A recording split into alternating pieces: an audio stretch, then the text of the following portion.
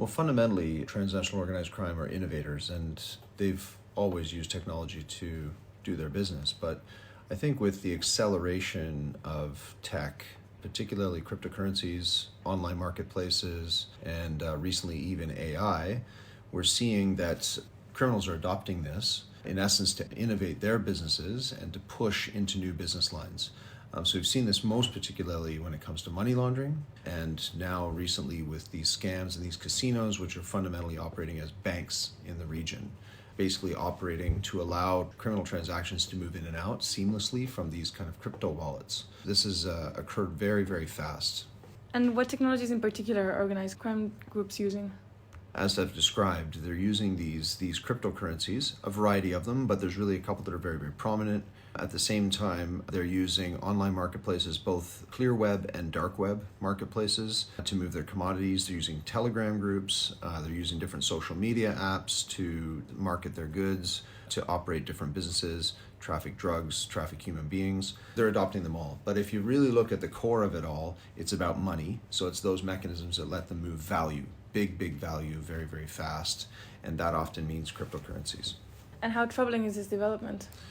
It's really hard for governments to understand. So it's troubling on many levels, but I think fundamentally the capacities of the organized crime groups are often far, far ahead of the capacities of the governments in the region, particularly certain low capacity governments, those that we would call LDCs, less developed countries. And we see criminal groups migrating operations to those countries to use their jurisdictions, to use the vulnerabilities, the lack of capacity that they see, and potentially other things in the country that they can capitalize on, take advantage of. So it's very troubling because it's going to be a long period of catch up for these governments. At the same time, we don't have time to waste to catch up because the technology is advancing even further, and it's accelerating the change and being used very innovatively by criminals. So that means that we're losing time here. So how have these developments in technology changed the illicit businesses?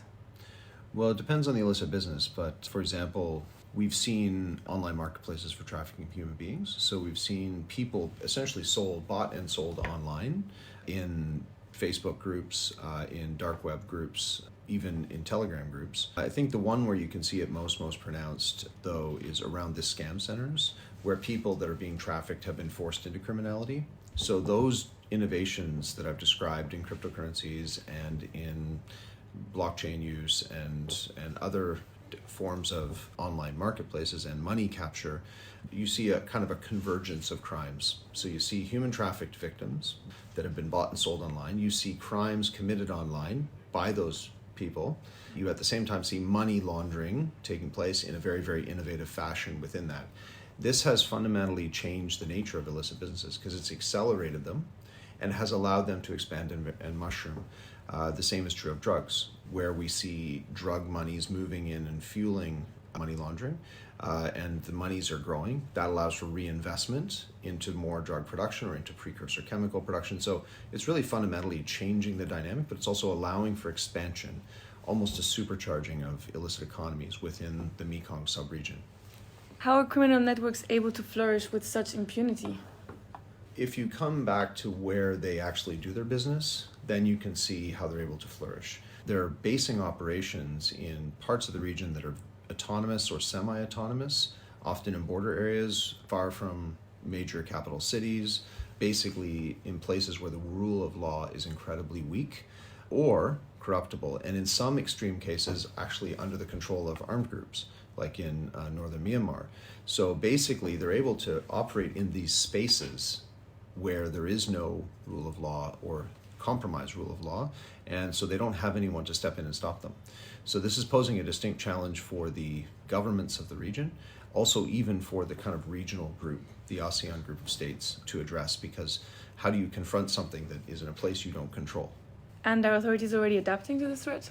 Well, it really depends. We have a region here of vast diversity, so we have some of the highest capacity states in the world within proximity of some incredibly low capacity states. So there's a range of types of adaptation taking place. Some are trying to protect themselves from this. Others are the places where the businesses are taking place, and they're not really adapting, to be honest, in part because it's just so difficult to understand these crimes. And the technologies you need to analyze and counter these crimes are very sophisticated, and they're under-resourced to do it. So there's a knowledge gap, there's a technology gap on the government side that needs to be addressed quickly and resourced quickly. And on the other side, you have technology advancing and innovations advancing very, very fast. So they're not only playing catch up, but they're losing time right now. So authorities are trying, we're trying to help, but clearly there's a long, long way to go before they're going to be ready to counter these things. And this is the troubling aspect. They're losing control of the situation in certain parts of this region. So what measures can be taken to tackle this issue, and what is UNODC's involvement? First and foremost, we have to help states to understand these crimes. So we're doing analysis to understand it ourselves, to inform our thinking and our programming, but also we have to help the governments to understand the challenges that they face. So over the past few years, we've been looking at the innovative ways governments have been using, for example, casino architecture and gambling infrastructure to launder money in this region. And we started that as part of a larger discussion with drug authorities of this region, because a lot of drug money was being laundered, and they really embraced that work and they were very supportive of it. But then we've seen it mature and other types of crime converge with this. So what we've been doing is getting states to the table to talk about the issue candidly. We've had excellent conversations, in one instance chaired by the government of the Philippines with us. They are the lead shepherd on trafficking in persons. And through that, we've agreed on a plan of action for the ASEAN group of states and China to address a range of elements of criminality. At the same time, we're talking with governments in Southeast Asia one-on-one about the capacity gaps that they have, the needs that they have, and how we might help them. What could happen if the issue is not addressed?